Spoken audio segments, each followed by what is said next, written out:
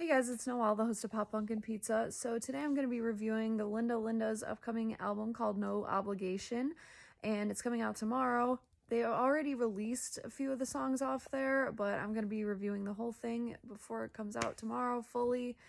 And so yeah, I used to do these things called first impression reviews, which was when I was reviewing songs that I just listened to and giving you like my first impressions of them. But that kind of fell off, so I'm gonna do that again with this album and just give you my first impression of my first listen of it. By the way, I want to show you guys my shirt really quick. My sister found it at a thrift store and it says I Heart Punk Club, but it's the heartagram symbol for the band Him. And I think it was just like someone's shirt that they had from, I don't know, whatever punk club they were in, but on the back, you can't really see it, but it says 1-800-PUNK. And I don't even know if you could call that number and it would be the right number, but anyway, I thought it was kind of funny because it's just so random. And she got it for like $5, but yeah, anyway, I like this shirt and I wanted to show you guys. So if you don't know anything about the Linda Lindas, I'm gonna give you a little bit of background first. So they're really young. The youngest member is 14 and the oldest member is 20 now.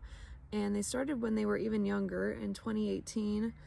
And it's made of two sisters, their cousin, and their close friend. And all of the members sing in at least some of the songs.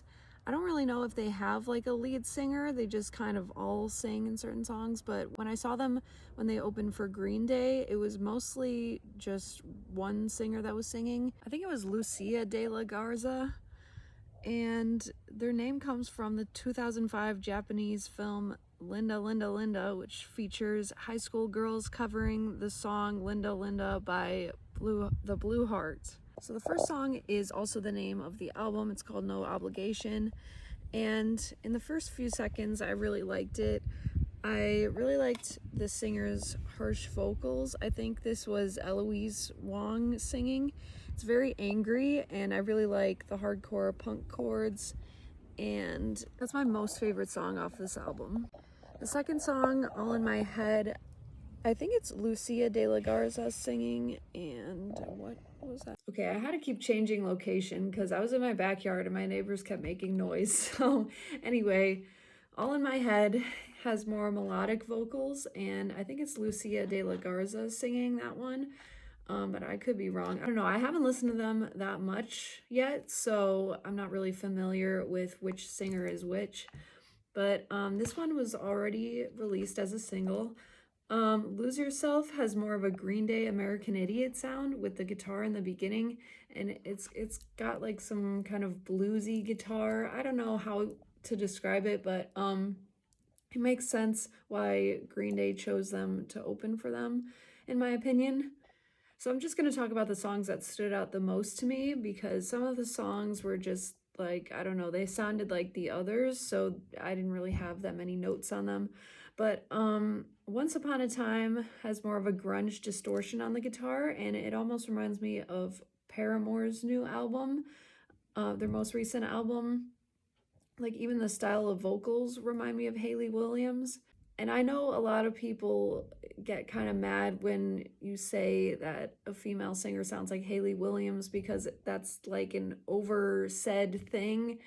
But like, I really do mean that the vocals are like kind of sang in her style. And I don't say that about every single female singer. So I'm just saying it kind of reminds me of the way that Hayley Williams sings.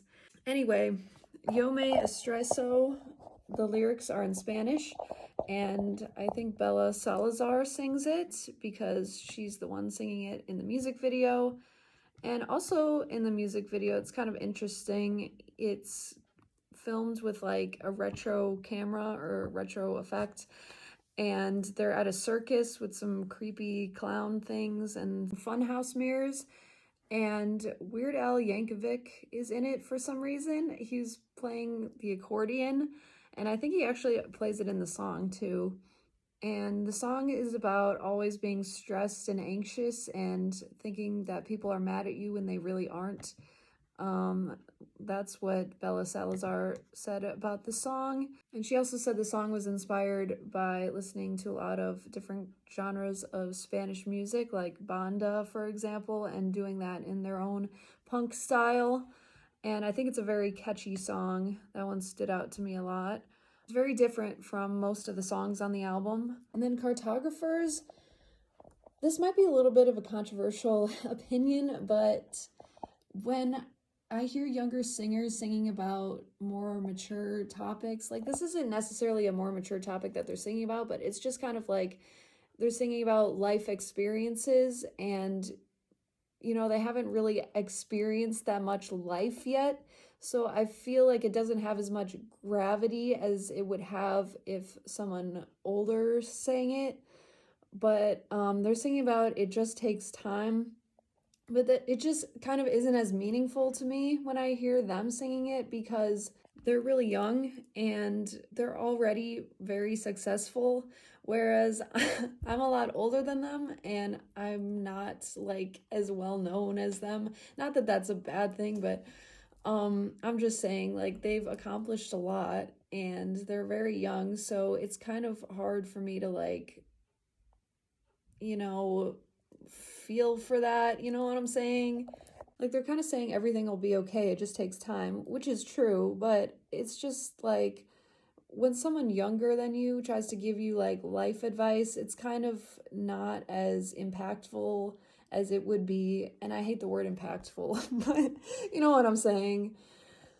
It doesn't have as much gravitas. I can't even think of the word.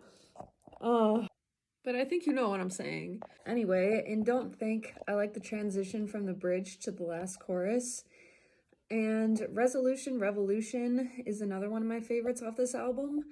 I like the dark minor chords, and it sounds like it could be a good Halloween song, even though it's not about that topic. And I think they played this live when I saw them, and it was already released last year, and it's a really cool song. And then Nothing Would Change. For some reason, to me, it just gives me like mid-2000s Disney Channel theme song vibes. I mean, it's not as cheesy as that kind of theme song would be, but it's, I don't know, just for some reason, it gives me those kinds of like sitcom theme song vibes. And not that that's a bad thing, I'm just saying that's kind of how I envision it in my head as a theme song. And I don't mean to be negative, but again, with the lyrics, we thought nothing would ever change. Like, okay, maybe the oldest member who's 20 could say they thought nothing would ever change. They could be like nostalgic for when they were a kid. But like when you're 14, the youngest member is 14 and the other members are like 16 and 17. So it's like you're still a kid. You know what I'm saying? Like, I guess you could be nostalgic for when you were a little bit younger, but you know what I'm saying? It doesn't feel as meaningful coming from them. And then with Excuse Me, I love the screamed vocals in the beginning. It has more of a hardcore punk vibe, which I really like. I think they could have actually made the guitars even heavier in this song though, and like maybe tune them lower. I feel like that would have sounded like even cooler. Like, it already is a really cool song, but I feel like they could have juiced it up some more, made it a little bit heavier. And the last song on the album is Stop, and the guitar in the pre-chorus reminds me a little bit of Spin the Black Circle by Pearl Jam. It's really cool. I like that kind of like spiraling sound. I don't know what you would describe it as, you know. I mean, I'm not experienced with critiquing music, obviously, but I mean, I am, but like, I have no idea if I'm doing it right, you know. And the song ends with the word stop, which is fitting as it's the last song on the album. So overall, I would say this is a very good album. You can definitely dance to it and like two-step to it in a lot of parts. And it's got a couple of good angry tunes, you know. So those ones are my favorites, like Resolution Revolution and Excuse Me and No Obligation. Now I'm going to rank them from my most favorite to least favorite on the album. First one, my most favorite was No Obligation, then Resolution Revolution, Lose Yourself, Excuse Me, Yo Me Estreso, All in My Head, Once Upon a Time, Too Many Things, Stop, Don't Think, Nothing Would Change, and lastly, Cartographers. But All in My Head, Once Upon a Time, and Too Many Things, the order that those are in is kind of interchangeable for me, and I'm sure it might change if I listen to them again. So overall, I would say it's a very good album, and I would definitely recommend you guys listen to it tomorrow when it comes out. And it's got a lot of Green Day and Ramones vibes in it, so I think you guys would really like it. So yeah, I'll see you guys in the next video, and I hope you enjoyed this review. Bye!